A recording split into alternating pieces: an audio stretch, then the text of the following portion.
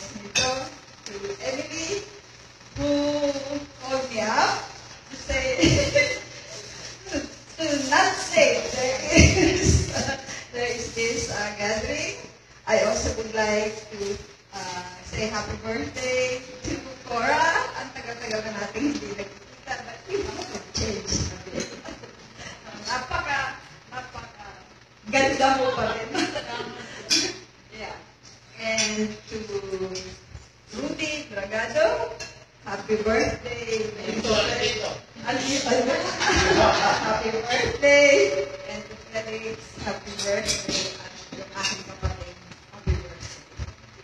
And maybe many more. Ngayon, sabi, kailangan mo mag-isipan. Tama yung ibang sinabi ni Roger, pero hindi lahat. Yes, kailangan totoo na pagka-graduate namin ni Paz, dalawa ni Paz actually 3.5. Pero kaya ako naging 3.5 kasi gusto ko mag-graduate yung kasabay niya. Kaya pinilit ko yung mag-graduate kasabay niya. Tapos nung mag-graduate kami, pinapupunta siya ng tatay niya sa Los Baños kasi graduate ng agriculture. So, gusto ng tatay niya mag-tour sa Los Baños. Eh ngayon, meron kami mga secret niyan. Ang ginawa ko sa mga ko sa kanya, pero nagdala rin ako ng aking CV. Pinagbigyan lang niya ang tatay niya na magpunta sa Los Baños kasi hindi ba siya plano. Kaya nag-iwan ako sa Los Baños. Kasalanan sa akin siya Benny. Nag-iwan ako sa Los Baños at doon na nagsimula lahat. Ngayon, magwawakas. Kasama pa rin ko.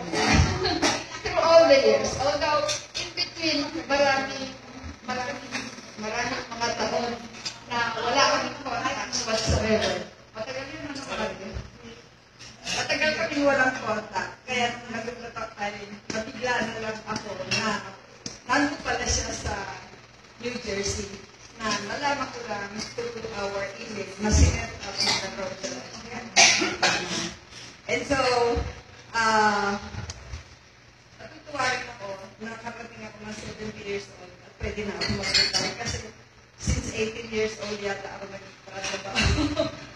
Kaya, pag-gising ko nung after July 16 kasi ako nag-retire, sabi ko pa kaya gagawin ko sa July 17. Hanggang na hindi ko pa alam kung anong gagawin ko. Ang kagandahan lang sa ating lahat ay ang privilege na senior citizen.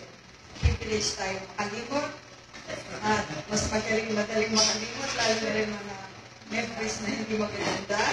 At kung nagkamali mo tayo ng ating mga pagtatanda, forgive tayo as senior citizens na tayo. And lastly, gusto ko magpasalamat sa inyo lahat for all the years. And kahit na nagkahiwa-hiwalay tayo noong 1966, ay nabigyan tayo ng pagkakataon na magkikita pala. Nabigyan tayo ng pagkakataon na magkita-kita ngayon.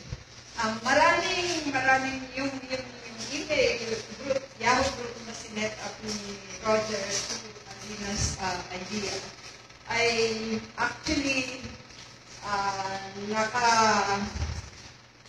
nakatulong na malaki sa ating pagsasama-samang muli. Ang una namin talagang pinaka-nakatutuwang email exchange ay yung kay Kaloy Quantero na wala na ngayon. Tapos, through that group din, napakupa kami kina Emily na enjoy na